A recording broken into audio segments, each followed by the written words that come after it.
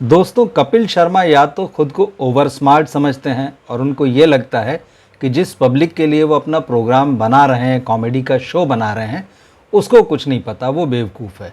या फिर कपिल शर्मा जब अपने शो में सेलिब्रिटीज़ के साथ बैठते हैं, जिन्हें मेहमान बनाकर बुलाते हैं, उनसे डरते हैं। और ये बात मैं इसलिए कह रहा हूँ क्योंकि आज जब उनके शो में OTT के 4 स्टार आए, जैसे कि उन्होंने कहा कि OTT के 4 स्टार्स को आज मैं मेहमान बना के बुला रहा हूँ, उनसे जब सवाल पूछने की बारी आई तो कपिल एक जगह बुरी तरह से गच्चा खा गए और मुझे लगता है ये उन्होंने जानबूझकर किया है। कपिल का जो नया एपिसोड आया है नेटफ्लिक्स पर उनके शो में, उसमें उन्होंने OTT के 4 मेहमानों को बुलाया। जयदीप अहलावत, विजय वर्मा, प्रतीक गांधी और जितेंद्र कुमार।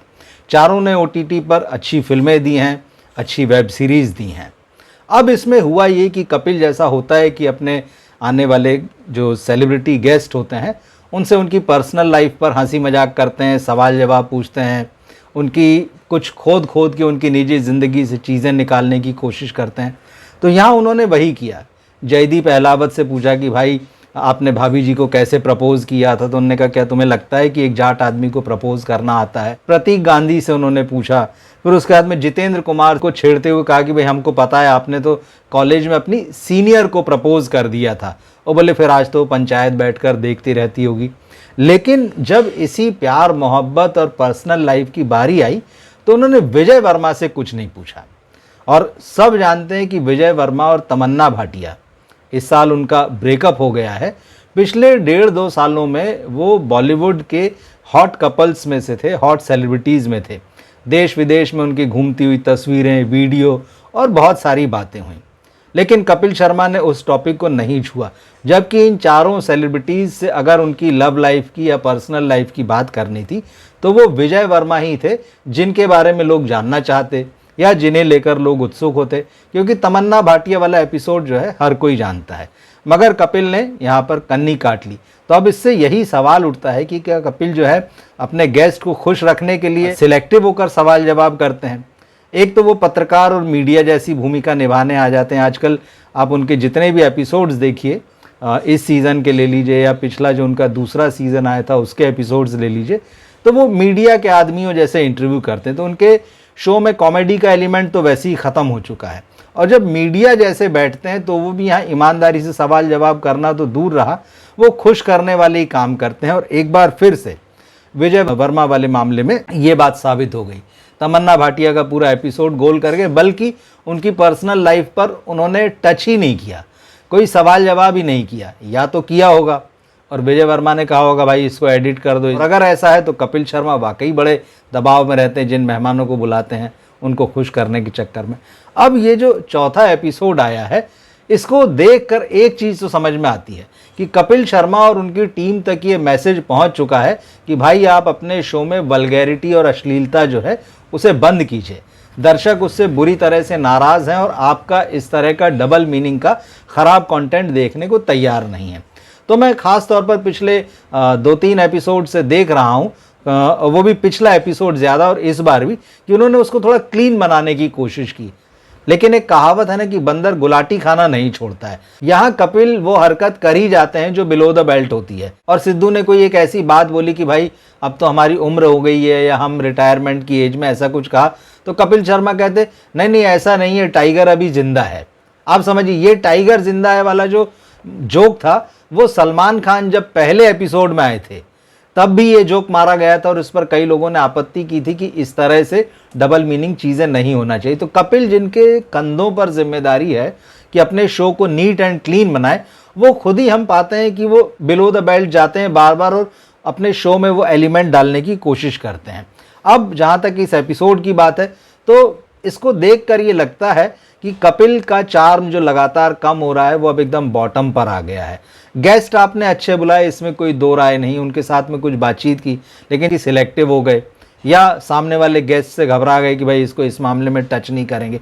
ये थोड़ा सा सेगमेंट तो ठीक था कि चलिए आपने उनसे बात की, लेकिन फिर बात वही है कि रिपीटेटिव एक्ट्स जो हैं, चाहे वो सुनील ग्रोवर का हो, चाहे कृष्णा अभिषेक का हो, कीकू शारदा हैं, वही सारी चीज़ें चल रही हैं और उसी तरह की गेस्ट के साथ में उनकी चुहलबाजी करना या जब क्रॉस ड्रेस करके कृष्णा अभिषेक और कीकू शारदा आते हैं तो मेहमानों के साथ में चिपटना लिपटना, उनको इशारों इशारों में छेड़ने वाली बातें करना, मेल फीमेल वाली, गर्ल बॉय वाली बातें, वही सारा कुछ था। थोड़ा सा सुनील ग्रोवर का एक्ट यहाँ पर डिफरेंट था कि वो एक ऑर्केस्ट्रा आर्टिस्ट बनकर आए थे और वो थोड़ा सा फनी था। लेकिन इसमें एक बात समझ में आती कि जब ये लोग बिलो द बेल्ट या डबल मीनिंग वाले में नहीं जा पाते हैं तो लोगों को हंसाने में इनके भी पसीने छूट जाते हैं।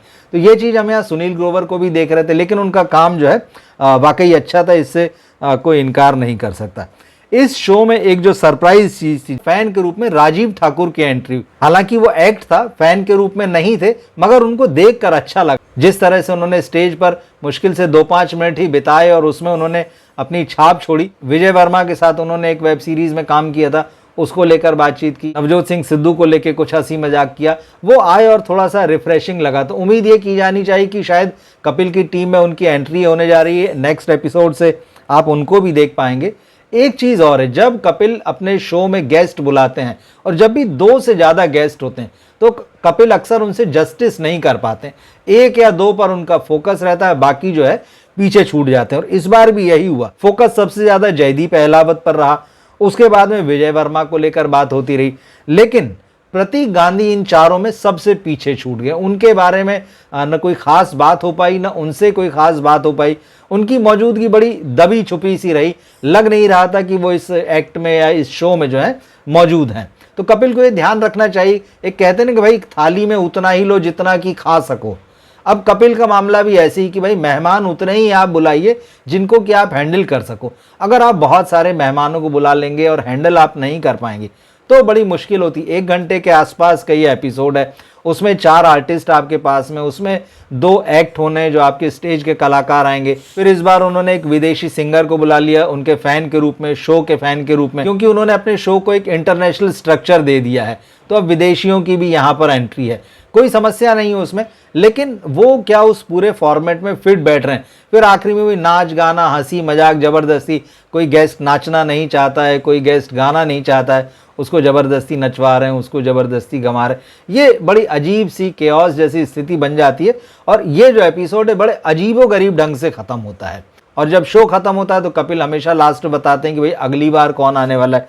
तो इस बार जो है पता चलता है आपको कि अगले हफ्ते सन ऑफ सरदार की टीम अजय देवगन और मृणाल ठाकुर आएंगे। उनके साथ बाकी जो कलाकार हैं, संजय मिश्रा भी दिखे, दीपक डोबरियाल भी दिखे, और भी लोग हैं। तो अगली बार जब कपिल का शो आएगा तो उसमें बॉलीवुड 2 हफ्तों के बाद में नजर आएगा, क्योंकि पहली बार सलमान खान आ गए थे, दूसरी बार मेट्रो इन दिनों की टीम आ गई थी। 2 हफ्ते से बॉलीवुड गायब था। और दरअसल जिन 2 हफ्तों से बॉलीवुड गायब था, ये एपिसोड कपिल के कुछ बेहतर थे। और ये सोचने वाली बात है, क्या बॉलीवुड अब बोर करने लगा है? क्योंकि बॉलीवुड को लेकर एक बात बहुत साफ हो गई है कि इसके एक्टर्स का ओवर एक्सपोजर हो रहा है। और ये ओवर एक्सपोजर जो है न केवल एक्टर्स को खत्म कर रहा है बल्कि उनके सिनेमा को भी मार रहा है। तो अगले हफ्ते की बात अगले हफ्ते देखेंगे। ये एपिसोड अगर आपने देखा हो जिसमें कपिल शर्मा OTT के 4 स्टार्स लेकर आए हैं, कैसा लगा कमेंट बॉक्स में ज़रूर लिखिएगा। मिलते हैं फिर हम अगले वीडियो में। नमस्कार।